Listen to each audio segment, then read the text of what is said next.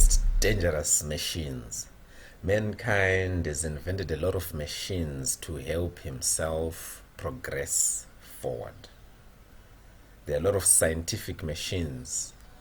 There are a lot of transportation machines.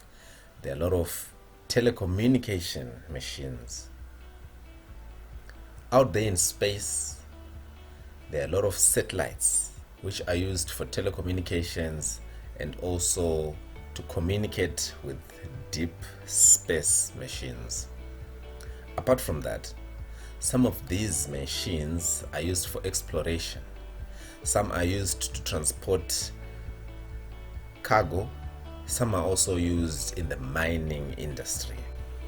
This video is going to consider some of the biggest and dangerous machines that humankind has made during the third and fourth industrial revolution. To start off, we're going to start with trucks. Are we going to talk about monster trucks? No. We're going to talk about the Belaz 75710. What is this big truck? What does it do? Why was it made? This big truck is capable of moving 450 tons of rocks. That's something like 450,000 kgs. Wow, that's a lot. One elephant in Africa weighs an average of 5 tons. So imagine, this truck can carry an average of 90 elephants. Can you imagine 90 elephants in one pickup truck? That's massive. It has got 8 wheels, each can support 102 tons. Okay, let's talk about the engine. It has a diesel electric transmission system, and its fuel consumption is estimated to be 1,300 liters per 100 kilometers. It has a top speed of 40 miles per hour, which is 64 kilometers per hour, and can travel at an incline of 45 degrees at a maximum speed of 25 miles per hour or 40 kilometers per hour. Well, it didn't cost that much, but rumors say it did cost well over 6 million USD, and also rumors suggest that there is also another big Belaz being manufactured. Number 4. Let's talk about aeroplanes. Since the Wright brothers invented the first successful aeroplane in 1903, there's been a remarkable improvement in this industry. Antonov today is one of the companies which is making the world's largest aeroplanes. The world's second largest aeroplane is called Antonov 124. It is so big to the extent that it has an on-board overhead crane capable of lifting up to 30 tons. We have different kinds of aeroplanes today: fighter jets, jumbo jets, military aircrafts, helicopters.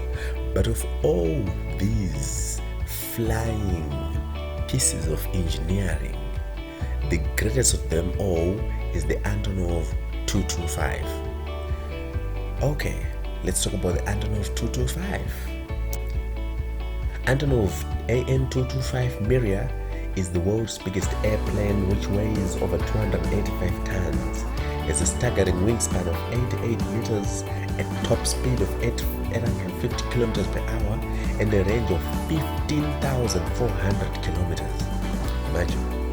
It was actually designed to airlift Energia rockets boosters and the Buran-class orbiters for the Soviet space program.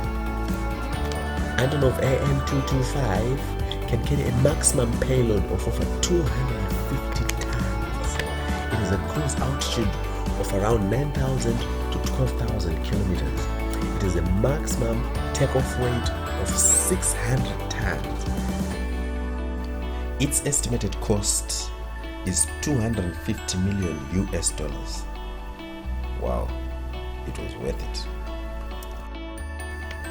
Sadly, at the outbreak of the invasion of Ukraine by the Russians, the Antonov 225 was destroyed.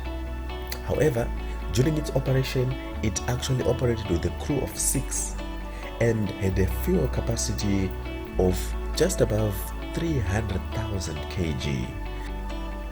At one point in its lifetime, the Antonov 225 actually carried a single item payload of 189,000 kgs, and this is the world record up until today.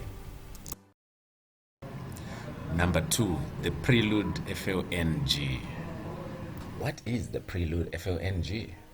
Well, it's actually a floating liquefied natural gas platform, and it's owned by the Royal Dutch, which is Shell.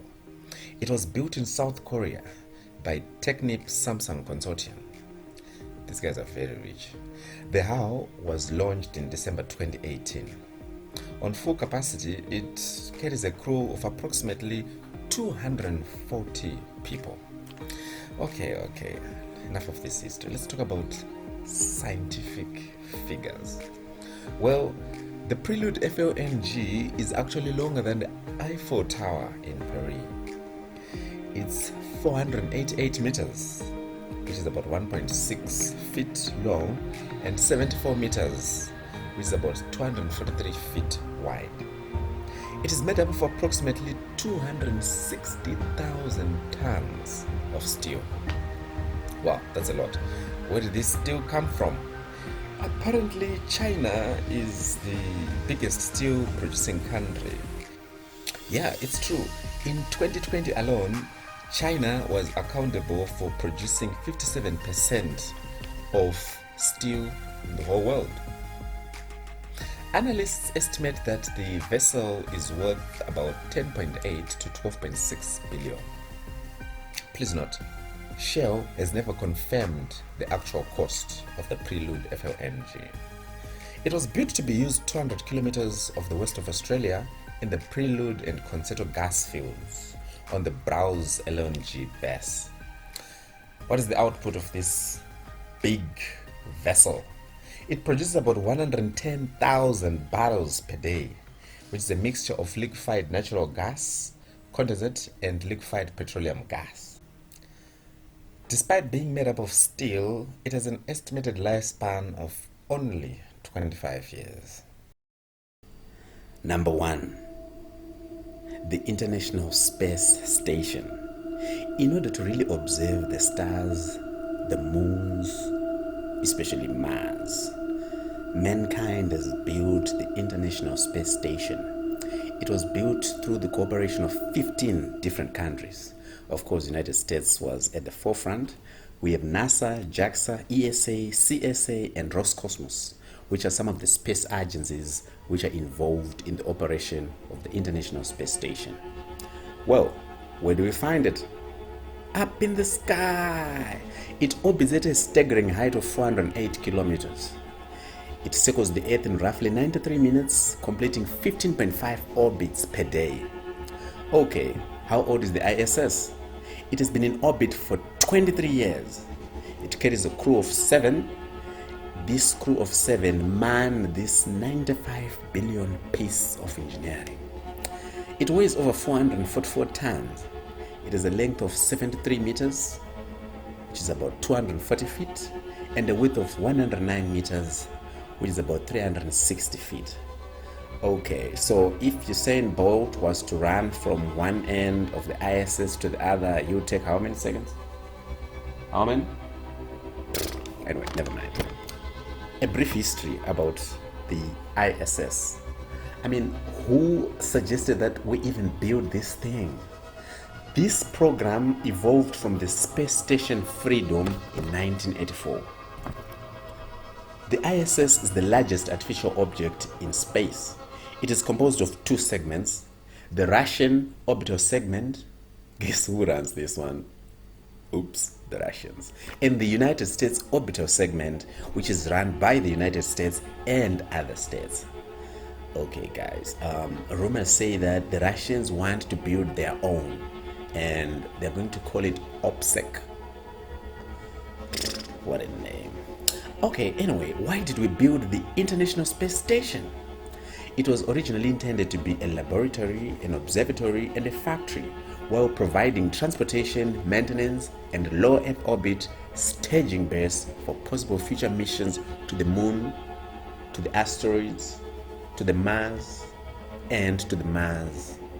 Well, that's a wrap, guys. Well, thanks for watching, guys. This is Tech Explained. Please make sure to like, share, and subscribe for more videos. Until we meet again, cheers.